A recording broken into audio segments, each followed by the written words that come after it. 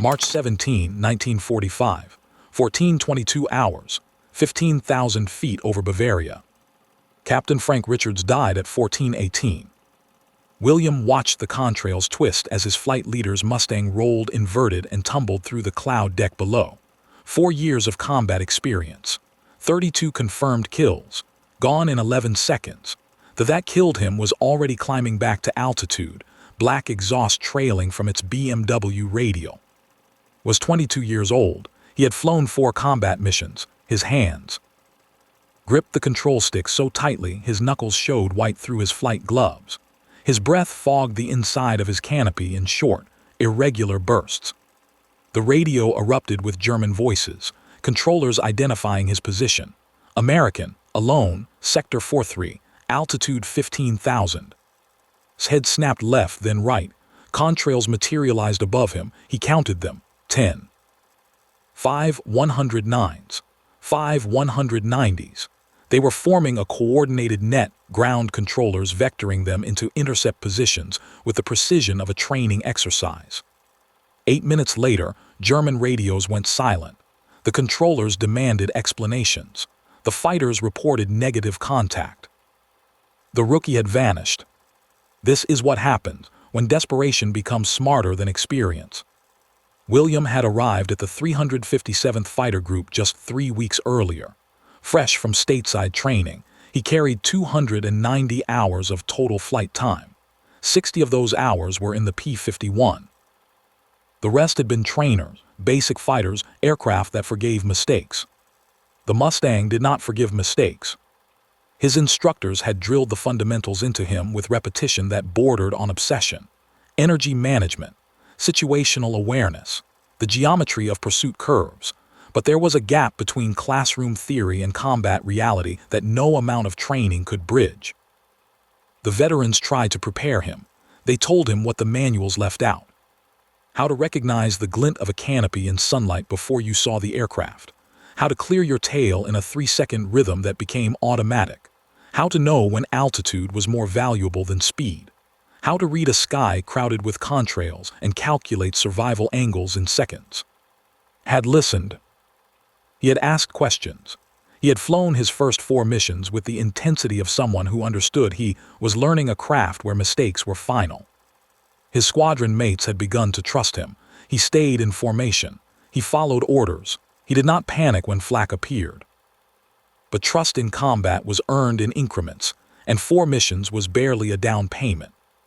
The mission briefing that morning had been routine in tone, ominous in detail. Bomber escort to Donau, a Luftwaffe airfield complex near the Austrian border. 16 P-51 Mustangs from the 357th Fighter Group, climbing through Italian dawn into the Alpine cloud systems that dominated southern Germany in March. Had joined the formation in the pre-dawn darkness, his Mustang fueled and armed, drop tanks slung beneath each wing. The briefing officer had been direct about the risks. The Luftwaffe was concentrating its remaining strength in this sector. Jet bases, supply depots, the final infrastructure of a regime in collapse. They were protecting it with everything they had left. Fuel was rationed, pilots were undertrained. But on certain days, when the weather broke and the bombers came, the Germans still rose in coordinated swarms. The formation had crossed into Bavaria at 18,000 feet, breaking through the cloud deck into brilliant sunlight. Below them, the overcast stretched to every horizon. Above, the sky was sharp and cold and empty. The bomber stream droned ahead, B-24 Liberators in tight combat boxes trailing white contrails like chalk lines. Captain Richards led the flight, 4 Mustangs in loose finger-4 formation. He was the kind of pilot the replacement pipeline no longer produced. A veteran who had survived 3 years of air combat over Europe by being better than good and luckier than most. He flew with an economy of motion that made it look easy. At 14:17 the call came, bandits high, 11 o'clock. Richard spotted them first. Of 190s diving out of the sun, he called the break. The formation scattered. Followed his leader into a hard left turn, the G-forces pressing him into his seat, the horizon tilting vertical. They came through fast, guns flashing. Richards rolled to meet them. tried to follow. In the confusion of the merge, he lost sight of his leader for 3 seconds. When he found him again, Richard's Mustang was trailing smoke, rolling inverted, falling. Was alone. The German radio traffic changed character immediately. The fighters that had scattered in the initial attack were reforming. Ground controllers were issuing vectors. Rudimentary German, learned from intelligence briefings and overheard radio chatter, was enough to understand the essentials. They had spotted him. They were organizing a hunt. He scanned the sky. Contrails were forming in a wide arc high and to his north. He counted them again, 10 distinct trails. They were not attacking individually. They were coordinating, moving into blocking positions, cutting off escape routes back toward Italy. Straining had covered this scenario in theory. When outnumbered and alone, disengage, run, use speed and altitude to create separation, head for friendly territory. The problem was that every veteran German pilot in Bavaria knew that doctrine as well as he did. They were already positioning to intercept his most logical escape route. He looked at his instruments. Fuel, 320 gallons. Speed, 280 miles per hour. Altitude, 14,500 feet. The cloud deck below him was at 12,000. If he dove into it, he would be blind. But if he stayed above it, he was visible to every fighter and radar station in southern Germany. The contrails were tightening, 5 fighters swinging wide to the east, 5 more holding high to the west.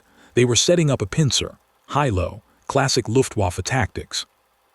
Drive the target down, then trap him against the terrain or the clouds. Made a decision that everything he had been taught.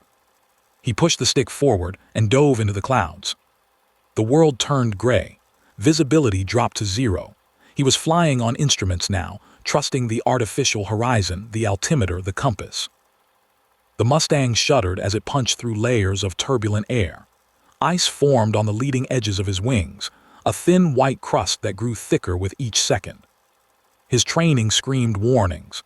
Ice loading changes flight characteristics. Stall speed increases. Control authority decreases. Every instructor had emphasized the danger, but staying above the clouds meant death by coordination. The Germans had numbers. They had experience. They had ground controllers directing them like chess pieces.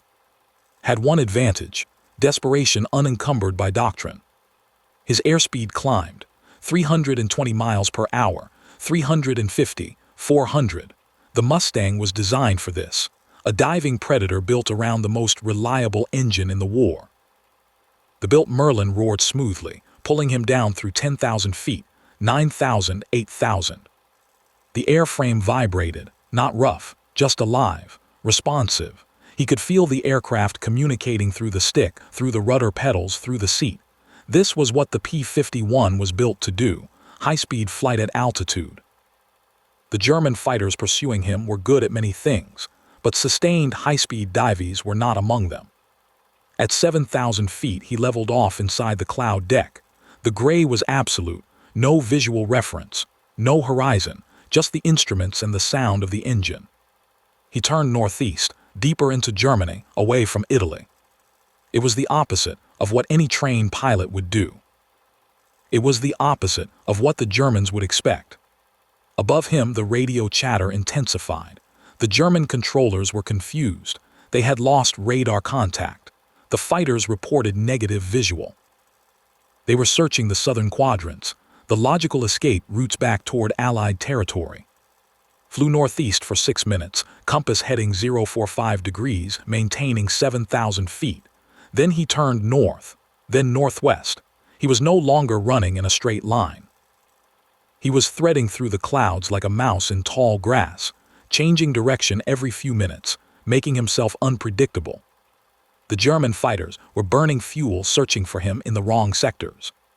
The first break in the clouds came at 1431, a gap in the overcast, maybe 2 miles wide. Saw it ahead and pulled back on the stick, climbing to stay inside the gray. But not before he glimpsed what was below.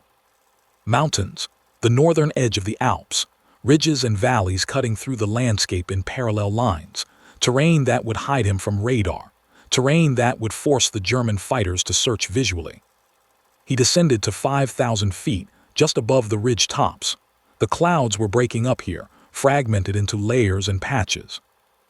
He could see the ground intermittently, forests, snow on the higher peaks, a narrow valley running east-west. The radio crackled, German voices closer now. They had picked up his general position, not exact but close enough. He heard the frustration in their transmissions. Sector 62. Nothing, he must be here. The German controllers were vectoring fighters in a search pattern. Could hear the tactical adjustments in their transmissions. They were dividing the search area into grids, assigning sectors, coordinating sweeps. Professional, methodical, exactly what he would have expected from veteran pilots with ground radar support. But they were searching in the wrong direction. They were searching the valleys, expecting him to use the terrain for cover. Which he was, but he was also doing something they did not expect. He was heading toward them. This violated every principle of fighter tactics. When outnumbered, you created distance. You used speed to open the engagement envelope. You ran for friendly territory where the odds might improve. You did not fly deeper into enemy airspace, where every minute increased the chance of interception, but was betting that experienced German pilots would not expect suicidal behavior from an American rookie. They would assume he was following doctrine. They would position their search pattern accordingly. Every time the German controllers vectored fighters to intercept his projected course, he was already past them, flying deeper into their coverage area instead of trying to break out of it. The fighters were chasing a target that refused to run in predictable patterns. At 1438, he saw them. Two 109s 1,000 feet above him, silhouetted against a patch of blue sky. They were searching, noses swinging left and right, but they were looking south. They were looking behind him. Was already ahead of their search line. He dropped lower, skimming the ridge tops at 300 feet, using the terrain to break line of sight. The valley narrowed. He followed it, the Mustang's wings nearly brushing the pine trees on either side. The German fighters above him never saw him pass beneath them. At 1442, the radio traffic changed again. The German controllers were pulling the fighters back, caught fragments of the transmission, fuel critical, abort, return to base. They were calling off the hunt. Not because they had lost him, but because they could not afford to chase him any deeper into their own territory. They were too far from their bases. Fuel was too precious. And the target, this lone American pilot who should have been easy prey, had led them on a chase that burned fuel they could not spare. The voices faded, the contrails turned away. Was alone again, but this time the sky was empty. He turned south. The Alps rose ahead of him, white peaks cutting through scattered clouds. Beyond them, Italy, safety, home. His fuel gauge read 82 gallons. Enough, barely. He did the math in his head. Distance to approximately 180 miles. Fuel consumption at cruise power, roughly 45 gallons per hour. Flight time at current airspeed, just under 50 minutes. The numbers worked, but only if he encountered no headwinds, no need for combat power, no deviations from a direct course. The margin for error was measured in minutes. He climbed to 10,000 feet and set course for. The engine ran smoothly. The cockpit was cold. His hands ached from gripping the stick. He realized he had been holding his breath and forced himself to breathe normally. 37 minutes. That was how long he had been alone. The Germans had hunted him for 31 of those minutes. In fighter combat, that was an eternity. Landed at 16:05 hours. Fuel remaining, 22 gallons. The crew chief met him on the and asked if he had seen Captain Richards. Shook his head. The intelligence officer debriefed him for 3 hours, recounted the mission in detail. The attack, the separation, the dive into clouds, the flight northeast into enemy territory, the low-level run through the valleys. The German radio calls he had intercepted. The intelligence officer stopped him there. You understood the radio calls? Enough, said. They called off the pursuit. Yes, sir. Why? Hesitated. I think they thought I was leading them into a trap. I was flying the wrong direction. Experienced pilots don't run deeper into enemy airspace. They assumed I knew something they didn't. The intelligence officer made notes. You used their assumptions against them. I didn't plan it that way, sir. I just ran where they weren't looking. The debrief was typed, classified, and circulated to every fighter squadron in the 15th Air Force within 48 hours. It was designated Case Study 17B, Evasion through Counterintuitive Routing. The tactical principles were extracted and, when outnumbered and isolated, conventional escape routes become kill zones. Enemies anticipate standard doctrine. Survival requires doing what the enemy considers impossible or irrational, running toward enemy territory, using weather as concealment, maintaining unpredictable headings, exploiting terrain below radar coverage. Speed without direction is visible. Direction without speed is vulnerable. Combining both in patterns the enemy cannot predict creates the gap needed to survive. William flew 43 more missions before VE Day. He never saw combat again that matched the intensity of March 17th. But the lessons from that day, his 37 minutes alone over Bavaria, became part of the institutional knowledge of American fighter aviation. Training manuals written in the years after the war included his tactics. Fighter pilots in Korea faced MiG-15s using evasion principles refined from debriefs like his. Vietnam-era pilots learned that predictability was more dangerous than enemy firepower. The doctrine evolved, but the core insight remained. When surrounded, when outnumbered, when the odds are mathematically impossible, survival is not about fighting harder. It is about thinking differently.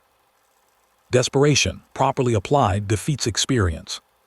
Proved it over the mountains of southern Germany. 1 rookie pilot, 10 veteran hunters, 31 minutes of pursuit. The Germans had better pilots, better coordination, better tactics. But they were hunting a target who refused to behave like a target. And that made all the difference.